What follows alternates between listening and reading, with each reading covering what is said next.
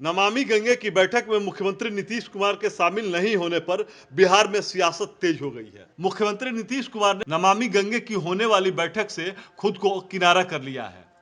बता दें, नमामि गंगे की बैठक की अध्यक्षता प्रधानमंत्री नरेंद्र मोदी करेंगे। इस बैठक में उप मुख्यमंत्री तेजस्वी यादव शामिल होंगे। मुख्यमंत्री नीतीश ने तेजस्वी को बैठक में शामिल होने पर कहा कि पहले यह जानकारी होनी चाहिए कि जब हम भाजपा के साथ थे तो यह विभाग किसके पास था। वहीं नमामि गंगे की बैठक में सीएम के शामिल नहीं होने पर भाजपा ने करारा हमला किया है। राज्यसभा सांसद सुशील मोदी ने कहा कि नीतीश ने पीएम नरेंद्र मोदी को धोखा दिया है।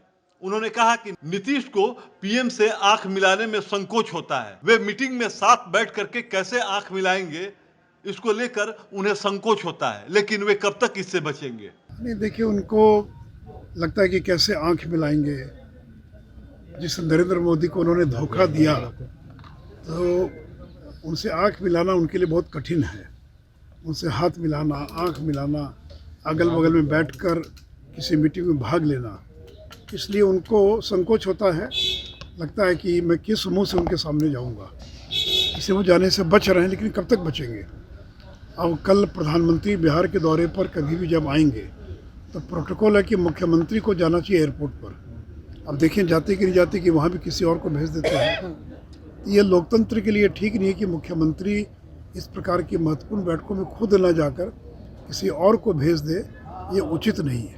इस पर मुख्यमंत्री नीतीश कुमार ने जवाब देते हुए कहा कि जो मंत्री होता है वही नमामि गंगे की बैठक में भाग लेता है। जब हम भाजपा के साथ थे तो यह विभाग भाजपा के साथ था और सुशील मोदी इस बैठक में शामिल होने गए थे। अब यह विभाग राजद के पास है, इसलिए उप मुख्यमंत्री तेजस्वी यादव इस बैठक में शामिल होंगे। बीजेपी कह रही है कि आप लोगों को पता नहीं है। आप पिछली बैठक में कौन गए सर? पिछली बैठक में उस समय हम लोगों के समय के कौन थे?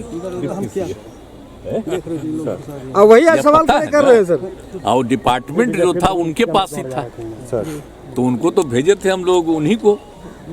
सुशील मोदी जी ही गए थे। इस बार भी डिप्टी सीएम यही है, डिपार्टमेंट इन्हीं के पास है, इसलिए हमने इनसे आग्रह किया कि आप भी चले जाइए। तो आप जरा बोलिए, अब कोई तरह तरह का बात छापते रहता है, भूल जाता है।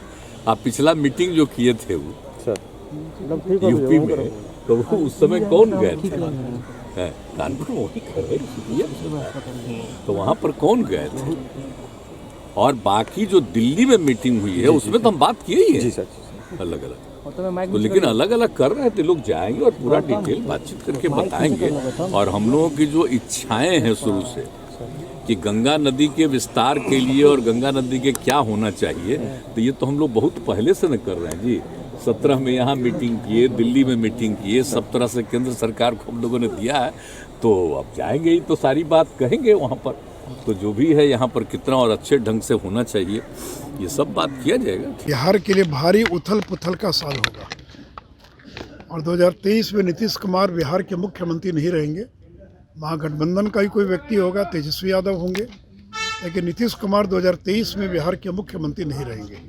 इसलिए नीतीश जी ने जिस प्रकार धोखा देने का काम किया, इससे 2023 ये भारी राजनीतिक उथल पुथल का वर्ष होगा। सर, कल कैबिनेट में हेलीकॉप्टर और जेट खरीदने का प्रस्ताव जो आया है, सरकार बनने के बाद पहली बार ऐसा कुछ देखने को मिल रहा है। नहीं, देखिए, ये प्रस्ताव उचित नहीं है। हमारे समय में भी कई बार चर्चा हुई और आज के समय में कोई राज्य सरकार हेलीकॉप्टर प्लेन खरीदती नहीं है, क्योंकि खरीदने के बाद उसका मेंटेनेंस जो है ये सबसे कठिन काम होता है। अधिकांश राज्यों में राज्य सरकारें हायर करती हैं, लीज पर लेती हैं और उसके द्वारा ही, चूँकि लीज पर लेने पर आपको उसकी देखभाल नहीं करना है, वही उसके मेंटेनेंस का काम करेगा। ये 50 करोड़ रुपये खर्च करना, फिर उसके मेंटेनेंस पर खर्च करना है। तो मुझे लग रहा कि कहीं ना कहीं तेजस्वी यादव के दबाव में उनको लग रहा है कि वो 2023 में मुख्यमंत्री बनेंगे तो उनको जेट प्लेन से और घूमने की आवश्यकता होगी।